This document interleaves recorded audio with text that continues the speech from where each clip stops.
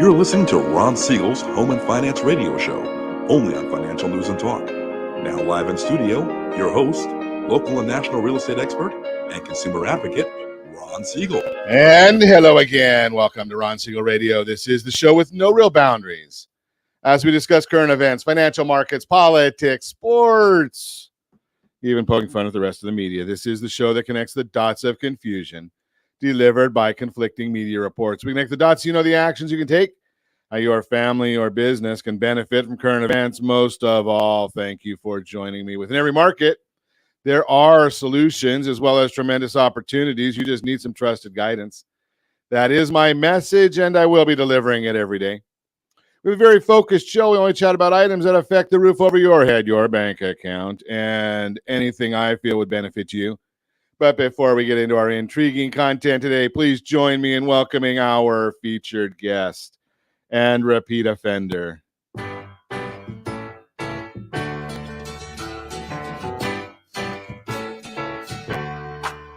Welcome back. Mary Walters is in the house. Welcome. Good morning. But you know something? I kind of laugh when I listen to that song because after yesterday's halftime, I don't know about you, Mary. After yesterday's halftime show, which I thought sucked, my opinion, right? I mean, I'm old, right? I don't like guys that take their knee at a football game. That's just a different solution. Welcome back, Cotter. It's old too, so that's not bad for me. But welcome. Glad you are with us. And let me remind you, if you ever have any home or finance-related questions, I am the consumer advocate looking out for you, and you can reach out to me directly, 800-306-1990, 800-306-1990, or ronsiegelradio.com. Just remember, that's the number you call anytime for assistance. When you call that number, it comes directly to me first. There are operators standing by. Quiet, numbskulls, I'm broadcasting. While I do have a great team when it comes to developing a financing plan, a plan to save you money, I personally work with you. Even if you don't have any needs today, save this number in your phone for future reference, 800-306-1990,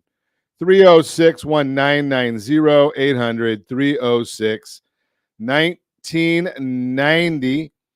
And yes, of course, we are celebrating today. I have been a longtime Ram fan, so I get to celebrate today. How many of you are celebrating? Are you a Ram fan? I'm just a football fan. Just I show up for the food mainly, though. Show up for the food. I don't know. I show up for the food, the drinks, and whatever else goes along. But good game. I enjoyed it. Referees stayed out of the way for the most part. Couple blown calls each way, so guess that all settles out. I guess if you're a Bengals fan, you thought that the blown calls in the fourth quarter were more significant than the blown calls in the third quarter. But hey, that's just the way it goes. Let's move right along and see what else is going on in the world right now. What else do we celebrate? We got to celebrate more than just the Ram victory today, don't we? I think there's a little more. National Ferris Wheel Day. Yeah, that'll never get me. I don't do heights, so that's not going to happen. Clean out your computer day. That'll never happen. Valentine's Day. Thank goodness. I am very, very lucky. So thank goodness my wife says, you know something? Let's go out for lunch and skip the idea of going to dinner. We can go to dinner anytime. We don't need to worry about it on the overpriced crazy night like this. So we're not going out for dinner. Oh, we'll go for dinner somewhere. I don't know. You going out for Valentine's Day? No. Nope. Okay. I know what Mary's celebrating. Maybe we shouldn't talk about that, though. It's not National Cream-Filled Chocolate Day, is it? No. Not celebrating that? It does sound good, though. That does sound good. Many of us, though, might be celebrating National Football Hangover Day. It is what it is. Yeah, that one might be where most people right now, especially in Southern California, we may be celebrating that one. So You got me. I got that one. I think a lot of us have that one. It was a good game. Let's move right along. Not such a good game. Dow Jones Industrial Average down 171 points. S&P 500 down 843. NASDAQ is up. Why? I don't know. Oil up 37 cents a barrel. That's another one that's a challenging one. Oil 37 cents a barrel. So let's take a look at it. Lori is our tremendous underwriter. She's still paying $3.24 a gallon. $3.24 a gallon. Jody, she's at $3.66 a gallon. Josh, you're getting there. You're right at $3.89.5 a gallon. But we're the winner. Yay! California, $4.70 a gallon. Ow! Yeah. But hey, you know something? I think that the Los Angeles mayor, I wonder if he's going to fall over today, because I did know that 2 weeks ago he said he wasn't inhaling at the football game. Yesterday it looked like he was talking, and I don't know how you can talk without breathing, but maybe that's what he was doing. I don't know, because it did show him with his mask at his side and gave away. I think everybody at the football game got a mask. I didn't see anybody wearing one, although the referee didn't see that the Cincinnati Bengals player was yanking on Jalen's masks. That's Jalen Ramsey's mask. So I guess that mask, didn't count either. So let's move right along. Got a lot of football stuff to talk about today, but I think we'll do that after the broadcast. I don't think that's what you tuned in for this morning. Let's see what else is going on in the world. So, yeah, we are under the Biden administration, kind of like many Democrat administrations, on the brink of war again.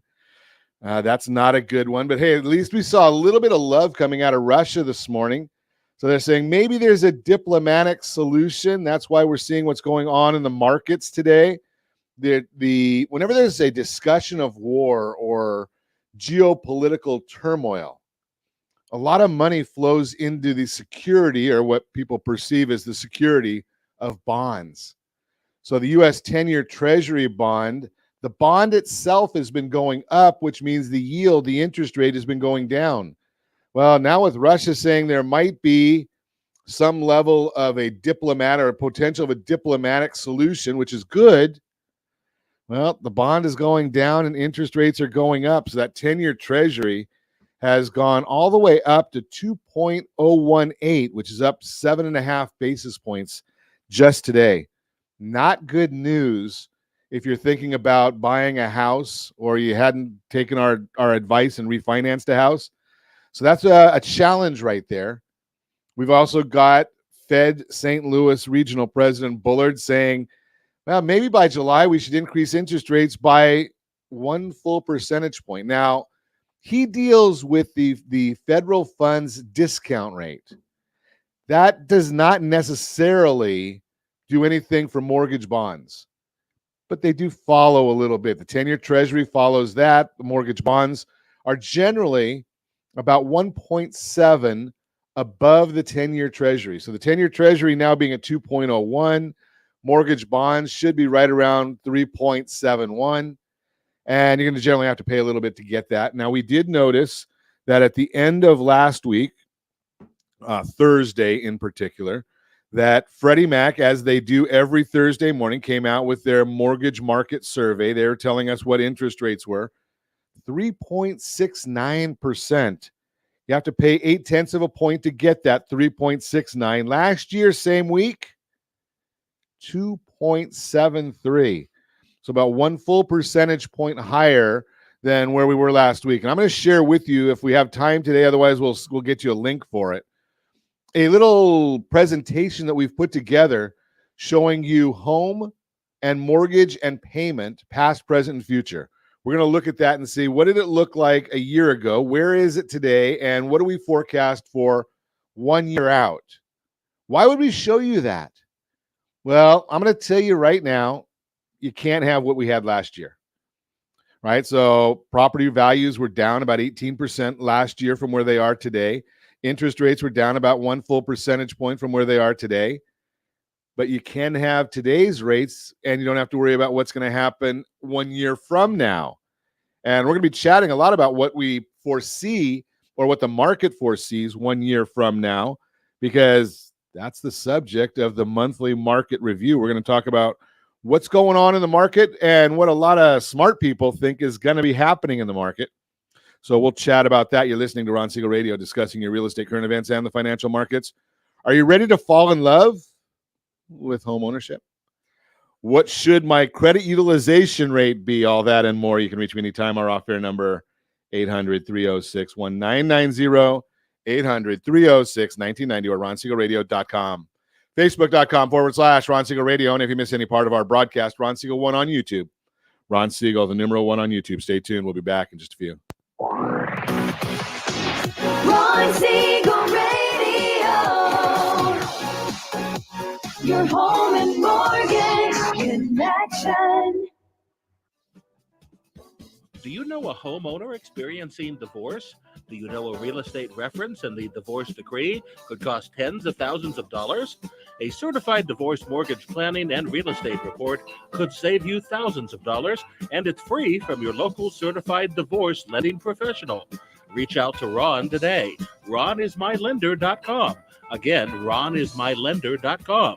Licensed under NMLS 217037, Equal Housing Lender. You're listening to Ron Siegel's Home and Finance Show with local and national expert Ron Siegel. Now, here's Ron. Welcome back to Ron Siegel Radio. Within every market, there are solutions as well as tremendous opportunities. You just need some trusted guidance. That is my message, and I will be delivering it every day on Ron Siegel Radio or anytime at 800-306-1990, 800-306-1990. 1990. The Mortgage Minute today being brought to you by our friends at Geneva Financial. When you're ready for that next home loan, Geneva's got the programs and the products. You just need to make the call, 800-306-1990, 800-306-1990. Operators are standing by. Dow Jones Industrial Average now down 163 points. The NASDAQ is up 101 point. S&P 500 down 852. 10-year Treasury is up 6. That is on the yield, on the interest rate, and the mortgage-backed securities. Those are down 55 basis points. Ouch. That means that interest rates are higher this morning than where they were when they closed on Friday. But what's driving all that? Well, easy for me to say. The vast majority of it is the tensions between the Ukraine and Russia, and for some reason we're butting in. Oil prices spiking. We know that that's going to have more of a detriment on inflation. That's never a good thing, especially when we're looking at real interest rates. I mean, when you think about this concept is where you basically look at what the Federal Reserve Fed funds rate is, and then you subtract from that the inflation rate of 7.5%. So we're at like negative 7.5 on interest rates right now. That's not a good thing. Over the past year, the spread between the 2 and 10-year treasuries has been narrowing. About 11 months ago, the spread was about 1.6 or 160 basis points. As of last month, the spread decreased to 80 basis points. Today, 40 basis points. Why is that important? Well, if it gets down to 0 or negative, that is always an indicator for a recession on the horizon. St. Louis Fed President Jim Bullard, I told you, CNBC, today said that he wants to see a 100 basis point rise in interest rates by the 1st of July. That could be a little bit painful. And Wednesday morning, we will have some problems in the bond market. I will tell you that right now because it happens every month about this time. It's usually 3 weeks after the Federal Reserve meets. We get the minutes of the prior Federal Reserve meeting. That comes out Wednesday and is almost always negative for the mortgage bond market. So we'll be watching for that one as well.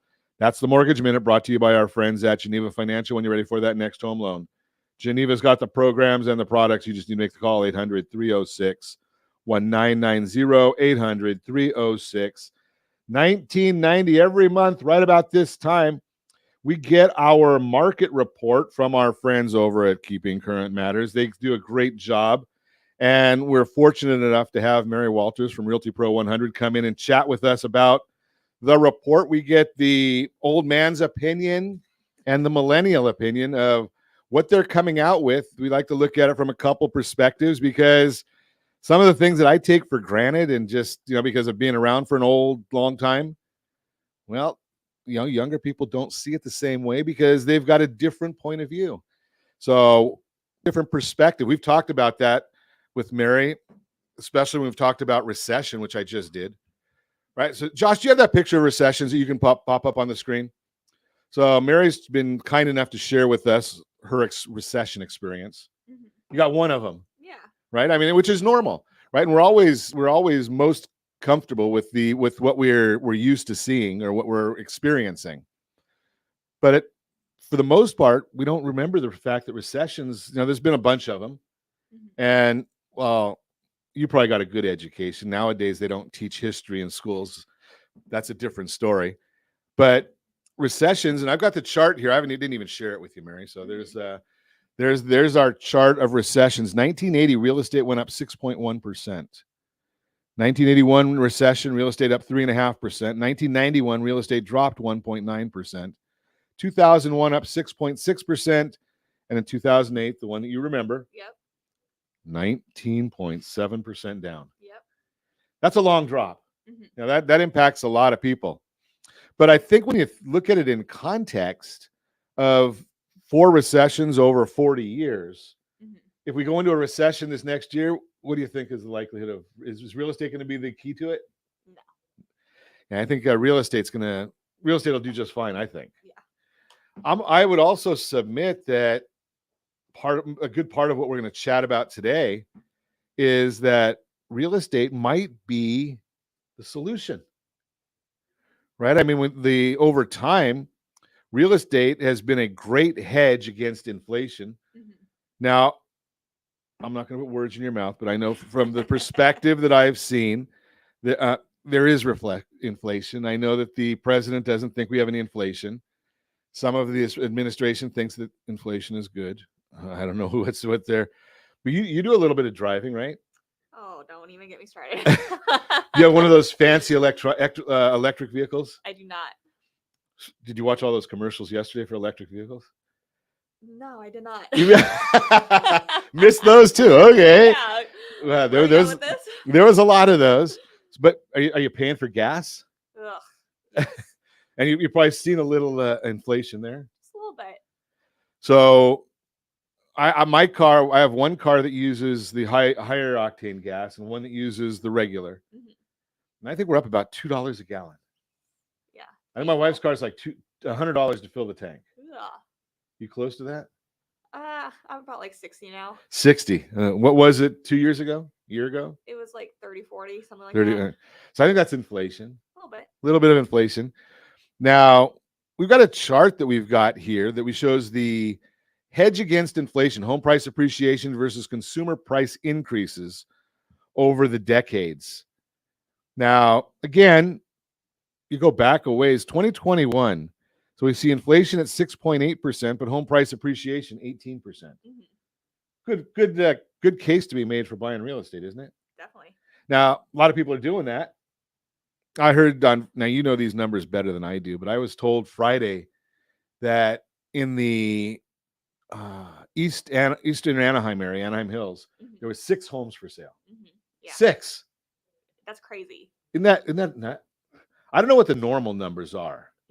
Not 6. I think it's a little bit higher. And I heard recently the city of Brea, the whole city had 10. Yeah.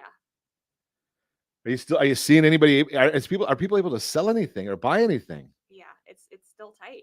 Are there now we know that the owning a piece of real estate is a hedge, but if real estate went up 18% last year, now we forecast up about 10% this year, maybe 8 to 10. That's a little healthier, isn't it? Oh yeah, definitely. So we would rather see it go in that direction, and that still beats inflation. Yep. So we're in good shape there. Fixed rate mortgage allows you to maintain the biggest portion of housing expenses at the same payment. Property taxes obviously will go up because we're in California. Other expenses may creep up, but your monthly housing payment remains the same. Certainly not the case if you're renting. That's according to James Royal, senior wealth management reporter at Bankrate. So mine actually went down $1 this year. Yours went down $1. Yeah, it went down. I've never seen it go down before. Interesting. So I wonder what caused that. I'm not sure. I'm not going to question it. Yeah, exactly. So and you've got a fixed rate mortgage. Okay, so we can see rates go down with a fixed rate. Usually the way the rates go down with a fixed rate mortgage is done with a refinance, right? And it's not generally done based on some arbitrary number that we can't find. Although property taxes, I would assume, went up a little bit, right? Your property tax. Do you have an impound account? Okay, so your taxes and insurance are included with your monthly payment. Yes. So you don't have to worry about those big balloons at any time during the year. Okay, so I wonder maybe its insurance went down. That's what I was thinking. Yeah. Could be. As you get It's the older, only thing that makes sense. as you get older, sometimes insurance rates drop. Yeah. Don't throw anything at Well, I me. did turn 30. Maybe that's what it was. There Like, you- oh, we can trust her now. Yeah, you can trust me now, right? Okay, so now that the idea here is that rents are going up dramatically. Housing prices are going up dramatically. Does it matter if housing prices go up if you already are an owner? No, I mean, it's great for an owner, honestly, but again, it's not going to change your payment. And you have the ability, one of the things that you and I chat about on a regular basis is the idea that, as the appreciation of your property goes up, pull some money out and buy another piece of property. Exactly. Buy a bigger piece for your bigger piece of property for yourself. That way you've got the benefit of the primary residence loans. Can you find property to buy for yourself? You can. Okay, so come on, give us some of the ideas. I know. Give us some of the Again, ideas I'm of how celebrating you do National that. Hangover Day, okay? But yeah, you definitely can. Getting in a little bit harder with the tight inventory, but it is possible. Okay, so you need to get some great guidance for that. Mhm. You're probably not going to find that on that new dumb Zillow app that they just announced over the weekend. I shared that on our pages today. If you haven't seen that, rent increase is greater than inflation in most years. This one I was not aware of. When we looked at the chart this morning, how the rent increases go up faster than inflation in most of the time. So if you're renting, you got to really be careful of that one. And this goes back. This is what a 47-year chart. Yeah. Right, from 1973 to 2020. Is that 47? I think it is. It's Monday morning. So, but That's crazy. isn't that amazing? If you want any of these charts that you may want, just give us a call. You also can see them. Josh shows them during our break time, so you can actually see any one of the charts that we have when we go on our breaks. Josh will show those through the break as well. But the idea that rents go up quicker than inflation, I guess rents are not a hedge for inflation. Mm-hmm. Not a good option.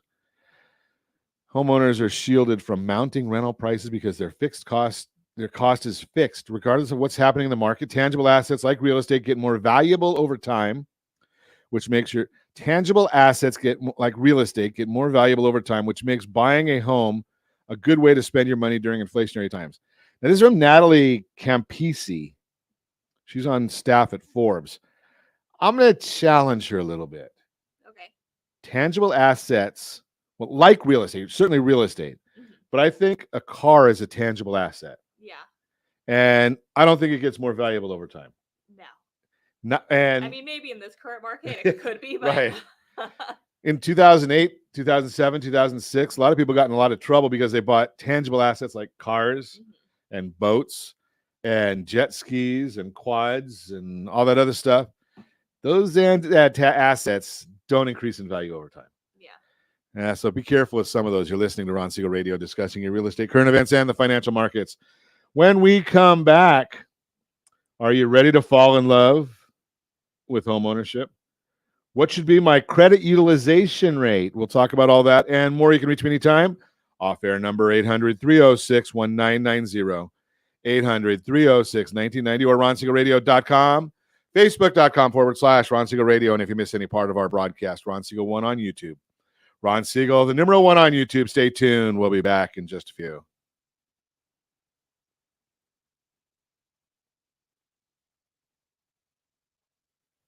Ron Siegel Radio,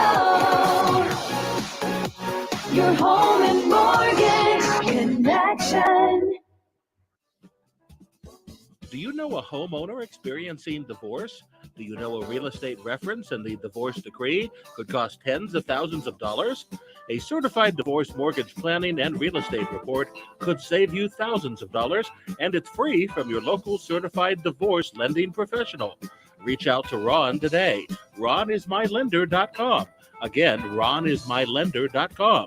Licensed under NMLS 217037, Equal Housing Lender.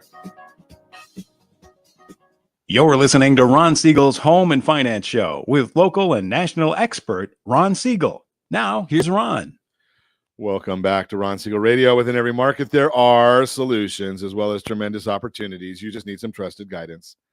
That is my message, and I will be delivering it every day on Ron Siegel Radio anytime at 800-306-1990, 800-306-1990. The real-time real estate segment today being brought to you by the area trusted real estate professionals of Ron Siegel Radio. Visit rsrhomedigest.com, rsrhomedigest.com. Find out what the county recorder knows about your property, what the market believes about your property, and it is totally free from your friends at Ron Siegel Radio. Are you ready to fall in love with home ownership? Financial benefits are always a key aspect of home ownership, but it's also important to understand that the non-financial and personal benefits are why so many people genuinely fall in love with their homes. When you own your home, you likely feel a sense of emotional attachment because of the comfort it provides, but also because it's a space that's truly yours.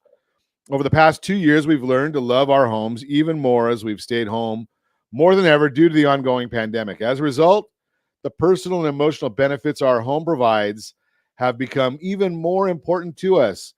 As the most recent State of the American Homeowner from Unison puts it, quote, despite the upheaval and uncertainty of the past year, one thing has stayed the same. The home continues to be of the utmost importance and a place of security and comfort, unquote. When the health crisis began, the world around us changed almost overnight, and our homes were redefined. Our needs shifted, and our shelters became a place that protected us on a whole new level. The same study from Unison notes, 91% of homeowners say they feel secure, stable, or successful owning a home. 64% of American homeowners say living through a pandemic has made their home more important to them than ever. 83% of homeowners say their home has kept them safe during the COVID-19 pandemic. No surprise, this study also reveals that homeowners now love their homes even more as our emotional attachments to them have grown. If you're watching us on RonSiegelRadio.tv, any of the socials, or the ABC AM 1490 KMET video stream shows a chart, more homeowners are falling in love. Okay. Percentage of respondents who feel emotionally attached to their home, 58% before the pandemic, 70% now. That sense of emotional connection generally reaches far beyond the financial aspect of home ownership because they're our shelters, ones that we generally call our home, our own. Our homes touch our hearts and can positively impact our mental health. Not even going to go there.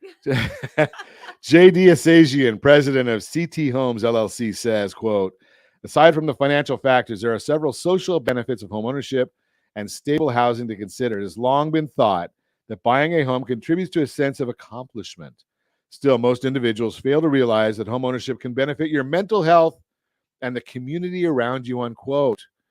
Whether you're thinking of buying your first home, moving up to your dream home, or downsizing to something that better fits your changing lifestyle, take a moment to reflect on what Mark Fleming, chief economist of First American, notes. Quote, buying a home is not just a financial decision, it's also a lifestyle decision, unquote. Bottom line, there's so many reasons to fall head over heels for home ownership. Your home will provide a place to customize and call your own, in addition to stability and security, if you're ready to fall in love with home ownership. Let's chat. You can tell that our team has gotten very excited about Valentine's Day today with this article. All the feels today. Oh, kind of crazy, isn't it? I mean, gotta love that one. We got a great team, though. We love getting some of these reports that are put out for us every day. We should have a love song in our repertoire here, Josh. I don't know. I'll move right along. That's the real-time real estate segment brought to you by the area trusted real estate professionals of Ron Siegel Radio. Visit rsrhomedigest.com. Get that report specifically created just for you every month. Let's check. Where did we leave off? We were talking about house appreciation. Ooh, look at we talked a little bit about the appreciation and what's gone on in the past, but now we're looking at forecasts. And this is one of my favorite services, Home Price Expectation Survey. Why? Because they survey over 100 economists and bankers and educators and come up with these reports. 62.5% are optimists, 43.3% panelists, whatever that means, and 23.7 are pessimists. I don't think that's what that's saying, is it? I think it's saying that's the cumulative house appreciation. So the pessimists are saying it'll be 23.7 by 2026. Now we know who's really fighting the. Yeah, I was like, now we know who's really So it says fighting the hangover the here. cumulative house appreciation by 2026. So in the next Okay. 4 years, the optimists are saying it'll be a total of 62.5 by then. Glad we got Mary with us. Yeah, all panelists said it was 43.3 by 2026, and the pessimists are saying it will only be 23.7 by You're right. 2026. Yes. So I learned. I know how to read. I obviously don't. So the pessimists, the worst case they're saying is 23.7% over the next 4 years. Yeah, which is still 5 years. 5.925% a year. So that's still 6% a year.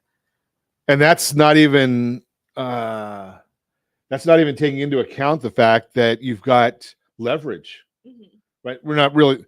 I don't know too many people that are. Well, I guess there's 17% of the people, and I don't know them, that are paying cash for their real estate. Mm-hmm. Right? Thank goodness there's a lot more that are financing them. Just keeps us in business. Yeah. Keeps us in business, right? But 62.5%, that's a 12% appreciation for the next 5 years. Well, 4 years. Yeah. 4 years. That's crazy. Right? I mean, that's It's like 15.5%. That's year. too high. A little bit. That wouldn't be good. I mean, there's some people that would like it, but it still wouldn't be good. Mortgage rates, where are those heading? Okay, so I shared with you a little bit earlier, 3.77%. That is where Freddie Mac came out with last week. We've got a chart that's showing it the week before that. And well, now we're showing basically up a full point year over year. That's a hefty increase. Mm-hmm. But the bottom line now, yours didn't go up a full percentage point, did it? No. Because you got that 30-year fixed rate loan. Yep. So when you take advantage of that, you don't have to now. You have the opportunity, if you wanted to refinance and pull some money out and buy another piece of property if you want to. If I wanted to. There's other options for getting more money out of your property than going that route. Yes. And still a good time to lock in, because most of the economists are also saying, and we're going to talk about that here in a minute, where do they expect interest rates to go? Mm-hmm. Right? They're expecting them to continue going higher. Yeah. So if you're thinking about buying a house, even though we talked a minute ago about the real estate prices going up, still better off to buy right now. Oh yeah. Well, if you're looking at, holding off and you're waiting, inflation is still going to happen. So the prices are still going to keep going up, and you're going to get a higher interest rate. Like, that's drastically reducing your purchase power. And you're a little bit of the anomaly, because the number one time to buy your first home is about 32 or 33 years old. Mm-hmm. So you did that ahead of time earlier. Mm-hmm. But what about your friends, your compatriots? Have they already bought, or have they been? No, most of my friends have not bought. Okay. Mm-hmm. So they're eventually, do they want to? Yeah. So they're going to be coming into the market, which means more demand for real estate. Mm-hmm. We're getting older. We're not, thankfully, most people aren't dying off too younger. So they're not moving out of their real estate. They can't afford to move out of their real estate, most of them, mm-hmm. right? Even though we've got some property tax benefits that have come along, a lot of seniors just can't move. Yeah. Right? So they keep their property. So what I would really like to see is a chart that shows like all the single family residents and condos and stuff that have been turned into rentals over the year, like how that has changed. Because I feel like a lot more people nowadays are like tapping into owning real estate as an investment more so than they did in the past. That's a good thought. Because I feel like maybe that might be like help. What's also like pushing this like low inventory is a lot of these people like. And you and I have talked about like my plan for my place is when I buy a new place, I'm keeping mine as a rental. Same thing with my fiance. We're going to buy a place together. We both have our own places, or both going to become rentals. So like, I wonder how that has changed over the past 20, 30 years. Well, if they're talking to you, they'll understand that. Yeah. But that, because that's a great, when you think about that game plan, I mean, can you imagine with the two of you that you brought up, you each have a rental, mm-hmm. and then you have a community house. Mm-hmm. So now you've got a significant amount of your portfolio that's going up at, what do we say, 5 to 15%, depending upon who you listen to out of that last survey. Yeah. But Right? I feel like that could be like what might also be driving some of the low inventories, because a lot of people are hanging on to them as rentals versus selling to move up. Which is smart. It is Right? smart. It is smart. But I think that's also why there's might be some low inventory, a lot are being turned into rentals. Yeah, so you've got the people living longer, more people coming into the market, and more people realizing that this is a great game plan for the future, right? I mean, that's a great thought. I'm gonna do that study. Pardon? I said I'm gonna go do that study. Yeah, see how many have been turned into rentals over the year. So what we need to do, Mary, is we need to get a hold of Fidel Lawandi over at Chapman University, and we'll talk to them about that kind of a study. Ooh, I like that. I want to see that chart. Okay, well, we'll reach out to Fidel and see if we can see if they've got that over there. 30-year fixed rates mortgages. We're still mighty low. That interest rate, so the charts that we have here that came out because of the timing, they didn't have last Thursday's data, 3.55%. And when you look back, going back to January of 2018, we're still mighty low. I mean, even if last week's at 3.77, we're still extremely low. And how long can they stay this way, especially with inflation? As mortgage rates rise, we do expect some moderation in housing demand, causing house price growth to temper. However, the combination of a large number of entry-level home buyers facing a shortage of entry-level inventory of homes for sale should keep the housing market competitive. In 2022, we expect purchase originations to grow from $1.9 trillion in 2021 to $2.1 trillion in 2022, while refinance activity is anticipated to decrease from $2.7 trillion in 21 to $1.2 trillion. Looking for the refinance is really falling off the table, which always happens when interest rates go up. Yeah. Now, ironically enough, we see a lot of companies that start laying people off just because of that, but that's a different story. We're hiring. In 2022, we expect purchase originations to grow from 1.9 trillion to 2.1. So we're seeing a growth even though there's no inventory. That seems kind of fascinating to me. And we'll see if we can get this one in before the break. Current mortgage rates compared to the last 5 decades. That's a chart that everybody should see. That's one that just says it all right there. So you only remember the low rates. Exactly, which is why people my age who are like, oh, well, rates are so high right now, I'm going to hold off. No, rates are historically so low. Right. Honestly, it doesn't get much better than this. What happened the past 2 years was an anomaly. It's not going to get that low again. Exactly. Well, at least we probably won't be alive if it does. Yeah. Right? I mean, because we did talk about it. What is it with the Spanish flu was in 1918. And then we get Omicron or COVID, whatever that might be, was in 2020. So it's 102 years. I'm probably not going to be here 102 years from now. Yeah. Just saying. You're listening to Ron Siegel Radio, discussing your real estate, current events, and the financial markets. When we come back, what should my credit utilization ratio be? What is a credit utilization ratio? And we're going to talk about, I know this is the big question that's going to come up with a lot of folks. All those foreclosures that are coming from the COVID shutdown. We'll talk about that and more. You can reach me anytime. Off-air number 800-306-1990, 800-306-1990, or RonSiegelRadio.com, Facebook.com/Ron Siegel Radio. And if you miss any part of our broadcast, Ron Siegel 1 on YouTube. Ron Siegel, the number 1 on YouTube. Stay tuned. We'll be back in just a few. Ron Siegel Radio, your home and mortgage connection. Do you know a homeowner experiencing divorce? Do you know a real estate reference and the divorce decree could cost tens of thousands of dollars? A certified divorce mortgage planning and real estate report could save you thousands of dollars, and it's free from your local certified divorce lending professional. Reach out to Ron today. RonIsMyLender.com. Again, RonIsMyLender.com. Licensed under NMLS 217037, Equal Housing Lender. You're listening to Ron Siegel's Home and Finance Show with local and national expert Ron Siegel. Now, here's Ron. Welcome back to Ron Siegel Radio. Within every market, there are solutions as well as tremendous opportunities. You just need some trusted guidance. That is my message, and I will be delivering it every day on Ron Siegel Radio or anytime at 800-306-1990, 800-306-1990. The Your Credit Matters segment today being brought to you by CreditSanitizer.com. You have a credit report. It is wrong. What are you doing about it? Credit Sanitizer has the programs. You just need to make the call, 800-306-1990. What should my credit utilization ratio be? How much you owe is an important factor in determining your FICO scores. Making up 30% of the total calculation, one of the elements that FICO considers is this factor in your credit is your credit utilization ratio. Your credit easy for me to say. Your credit utilization ratio provides insight into how you manage your credit card debt.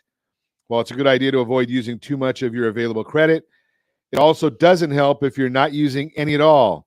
If you're trying to figure out how your credit cards impact your FICO scores, here's what you should know. What is the credit utilization ratio and why is it important? The ratio is the percentage of the available credit that you're using on a given credit card account, as well as all across your credit cards. For example, let's say you have 3 credit cards. Card A has a $5,000 limit, $1,000 balance. Card B has a $10,000 limit, $4,000 balance. Card C has a $1,000 limit, $750 balance. To get your utilization ratio for each card, divide the balance by the credit limit, and you'll get a 20% for card A, 40% for card B, 75% for card C. To get your aggregate credit utilization ratio, you'll add up the 3 balances and credit limits, then run the same equation. This would give you a total utilization ratio of approximately 36%. Your credit utilization ratio is important because it provides creditors with an insight into how you manage your finances. Credit cards are generally used for everyday spending, and if you regularly max out your credit cards or get close to it, it could indicate that you're having a hard time managing your money without the use of debt. This could spell trouble if you take on a new credit account and don't have the funds to keep up with all of your financial obligations. As such, the more your available credit that you're using at a given time, the more at risk you are of defaulting on a payment, which results in lower FICO scores. What should my credit utilization ratio be? Well, ideally, you want to stay below 30%. That's going to be a benefit to your credit scores. You're going to also look at if below 10% is even better. 50% is about neutral. 70% starts hurting your score. And yes, if you go over 100%, it will really do some damage to your scores. That is the Your Credit Matters segment, again, brought to you by CreditSanitizer.com. You have a credit report. It is wrong. What are you doing about it? So we're continuing our conversation with Mary Walters, Realty Pro 100. Mortgage rates hit their highest levels since March 2020. Does that really matter? No. Right? Sorry, I'm trying to find what slide we were on. We're on slide 16. Okay. So, the mortgage rate. Way ahead somehow. Well, that's right, because in the last segment, I talked about the idea of us jumping to foreclosures, forbearances. Gotcha. It is Monday after the Super Bowl. So mortgage rates, they hit their highest levels since March of 2020. Who cares? They're still really low. Exactly. And again, I'm going to be sharing on all of our socials, real estate and mortgage and payment, past, present, and future. We've got a great analysis of that for you. I'm going to share that on all of our socials later today. I think you'll really like it because it tells you where you were because you didn't buy a piece of property. Mary and I have been talking about this for a couple of years now. You should have been out there buying something, right? Didn't do it, didn't listen. Now you're paying the price. That I think it shows that $2,700 a month payment is now $3,500. And if you wait based on just a few things that I'm going to share, 10% appreciation in real estate. Is that outrageous? No. 4.25% on the mortgage. Now your payment's going to go to $4,000. You're speaking directly to me right now. Just chatting with you.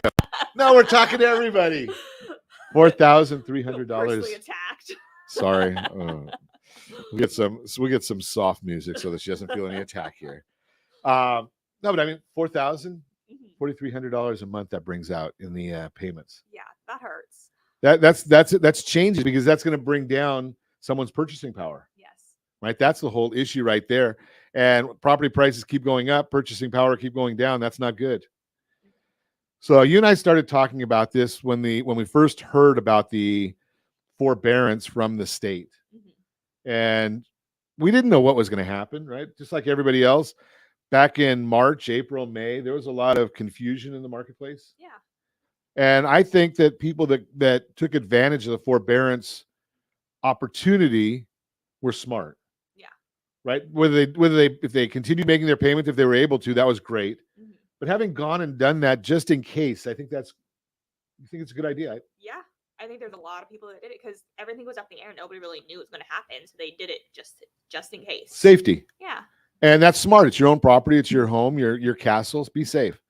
So May of 2020, we had 4.76 million active forbearances. Staggering number. And a lot of people felt, okay, well, when those forbearances, those people aren't going to be able to make their payments. They're going to come on the market as a short sale or foreclosure. Yeah. Because it goes back to the same thing that we started the broadcast with. Everybody that was under 40 remembers one recession and one real estate tragedy. Yeah. Right? That's the point of reference. And there's more points than that. As of January, we're looking at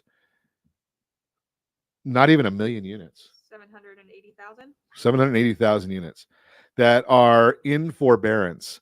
So what happened to all of them? And these are national numbers. Right. Here in Southern California, our numbers are probably even better than that. Yeah. I saw something. I don't remember the exact numbers, but like they were staggeringly low. Right. As the COVID-19 pandemic continues to create uncertainty in the global economy, the overwhelming majority, 89% of single-family homeowners who sought financial assistance through COVID-related mortgage payment forbearance plans have exited those plans, according to Andy Walden, VP of Market Research for Black Knight. Well, I don't know. COVID-19 pandemic continues. I think that's over. Although the president will tell us that on March 1st that it's over. That's that evening, March 1st, evening of March 1st, the president will tell us it's over. Are we waiting for that? I'm not. Okay. 89% of family homeowners sought financial assistance on COVID-19 related mortgage payment forbearance plans. They're out of the plan. 89%. So that's just not going to be a major impact on the market. No. There's going to be some. I mean, and obviously we are compassionate. We're not cold-hearted. I'm not a cold-hearted person. I know Mary's not a cold-hearted person, right? We don't know, but we don't want to see anybody going through that. It is a difficult part on families. So we're not looking, one is too many, but there are things that come up. Loans upon exiting forbearance program, 38.1% paid in full. I think that's probably people that just set the money aside just in case. Yeah. And then just made the repayment. Exactly. Or people that didn't even, went on the plan, but never stopped making their payments. Yep. A lot of people did that. 43.7% workouts or repayment plans. Okay, we said make sure you don't put your head in the sand. Call your lender, call the servicer. 18.2% are still in trouble. That's the number that baffles me. Yeah. Why? I don't know. I mean, I don't know that anybody does. When you see property prices that have appreciated during the 2 years of the pandemic as much as they have. Yeah, like unless you really can't even afford to live there anymore and like you can't afford to refinance. Right. That's the only thing that makes sense. Now, if you can't afford to live there, can't afford to refinance, can't get, and the government has basically told servicers, we know this for a fact, we don't want you foreclosing. We want you to find some solution. So when you've got 18.2% still in trouble, that's saying there's something significantly going on with those folks. Yeah. And that's the group of people that in my opinion, needs to really call Mary and her team, because there may be a solution there. Might be that you just need to sell that property and get back that equity instead of letting it go to a foreclosure sale. Exactly. Do not let it. Right. Do not let go of that equity.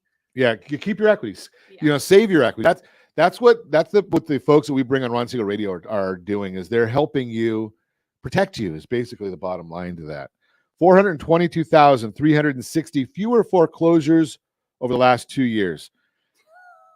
Well, I feel like this seems sort of obvious. yeah. I mean, if the government was says in no forbearance. foreclosures, go Yeah. to forbearance, right? I mean, that one's just pretty obvious. The thing that's important here, 2017, there were 314,000 foreclosures. 2018, there was 279. 2019, there was 277. We need to be looking at 2000 as we go forward. We really need to look at 2019 as base year. 20 and 21 shouldn't count. No. Foreclosure activity at an all-time low. There you go. That's that stat that you were probably looking at. 151,000 units in the United States. 2010, there was 2.9 million units in some sort of a foreclosure. 2.9 million.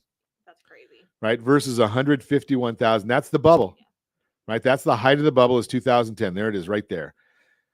According to McClare Bolton Smith, senior leader of research at CoreLogic, we may see a little bit of an uptick in foreclosure rates in 2022. That's obvious, right? Because we're allowed to, the services are allowed to foreclose. Yeah, and it's hard not to go up when you can't go much lower than Right, we're right now. exactly. Just an uptick, though, from an extraordinarily low level. We're not expecting to see big increase. We expect delinquency rates overall on home mortgage to actually continue to remain quite low. Well, that doesn't surprise anybody. That's just where it is. I mean, there's the other issue that we've got to look at, and I looked at this one. This one just baffled me. Average days on the market, January. This should be a Jeopardy question, right? And I'm really bad at Jeopardy. You're good at Jeopardy? No. Oh, I'm horrible at it. Right? But the fastest time in recorded history for home selling, which I would think would equate to shortest time on the market, was January. I mean, you see it yourself. You see it more than I do. Yeah. Properties get put up if the property is priced anywhere properly. If you put it up for sale on Thursday, when's it going to be sold? Oh, the next day. Exactly. Yeah, I actually inquired myself on a property that was listed that day. So my broker knew the agent. He called him. He goes, "Okay, where we're at?" And they go, "Oh, we're all cash already. Like 55,000 over ask." I was like, "Yeah, okay, I'm out. Like, can't compete with that one." 55 over with the first day. On day one. Day one. Well, and I'm going to submit that there's ways of doing that. We've got a lot of programs to help people do that. The issue is, do you want to? Right? And sometimes you just say, "Hey," and that you made a great point there, because I know that you could have if you wanted to. You made a business decision to say, you know, something that's not the right property for us. Yeah. Right. That's a great concept. Average days on the market, December of 2021, nationally, 19 days. I don't know why it's showing California as being in the 15 to 30 day range. I think Orange County right now is like 23. That's a long time based on, I mean, it's not a long time, but it's a long time based on what I see. Yeah. I don't know where they're doing that. So that's get yourself involved. If you're looking at buying a piece of property, if you're looking at selling it. Now, here's what I'm going to suggest to you. It's my own personal opinion. Buy a piece of property. Find your piece of property. Even if you own a piece of property, don't worry about the property you have right now. Go and buy first. Get into contract first. If the need to sell is going to take very long to sell, No. it's going to take you a lot longer to find something to buy. Yes. Right? 2 to 4, 6 months to find the property to buy. That's not abnormal right now. And you can sell in 2, 4, 6 minutes, roughly. Yes. Right? Roughly. So think about that concept. Find a property to buy it, get into contract, make sure it's right for you. There are services if you need to get rid of the contingency, if you have to put a contingency on that. There are services for that. Give us a call at 800-306-1990. We know who they are. We can put you in touch with them. And enjoy home ownership. And enjoy Valentine's Day. Yep. And Hangover Monday. Maybe you're not enjoying Hangover Monday, but you are listening to Ron Siegel Radio, and we appreciate it. As always, we ask you set that first radio preset button to come back here and join Ron Siegel Radio, where we only speak about items affecting your house and your bank account. Thanks to all of our sponsors. A big thanks to Josh and Sean who are engineering us today. And, of course, a special thanks to you for spending a little bit of your day with us. That's all for Ron Siegel Radio. Again, if you have any questions or to meet any of our guests, call me anytime, 800-306-1990, 800-306-1990, or ronsiegelradio.com. And remember, make a lot of money so you can help a lot of people and have a lot of fun. Have a great day. We'll talk to you next time on Ron Siegel Radio.